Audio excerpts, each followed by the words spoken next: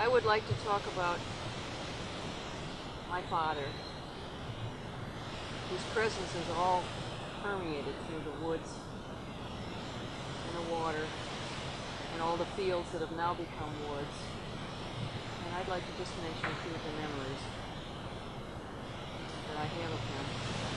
One of the first ones was when we used to ride with my pony Pal and a horse that he rented named Butte, who must have been a beautifully trained, gentle animal. We were out riding in rather rough territory. Something happened, and Butte got caught in a barbed wire fence, and she reared up and apparently realized that my father had fallen off and was down underneath her. And she stayed up. She stayed up in the air like one of the Lipizan Spanish school horses. And she just stayed up there until he rolled out from under.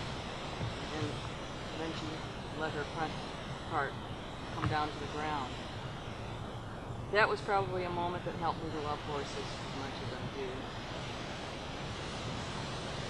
And then there were many of my memories were with the horses and riding with my father with the horses.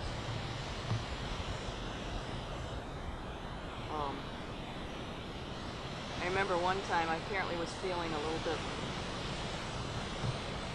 neglected or overpowered by my dynamic younger sisters or something.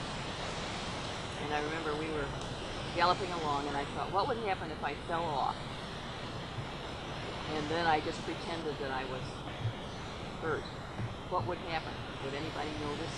Would anybody come and rescue me? And so I thought, well, I'll try. So Butte was galloping along ahead, and Pal used to shy at a certain place. And my father wanted me to gallop him past it until he stopped shying. So this was going to be one of the gallops in which I went by. So I went by, and then Pal did his little shy, which really didn't bother me at all. But I decided I would fall off, so I did. And I fell down, and apparently I hit my head on a rock.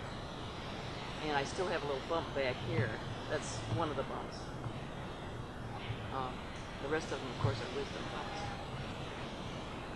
And so I may have actually been unconscious for a brief moment, but the point is that I did a little bit of pretending. And sure enough, my father, with great concern, hopped off of Butte and came and got me. And then I remember his building things.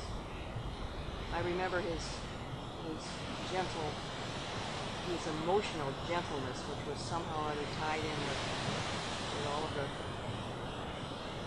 natural beauties of the growing things around. And it's kind of hard to even pick one memory to illustrate that. It's just that I felt so loved. And life was so exciting. That was the lake. Life was exciting, and there was just love all around.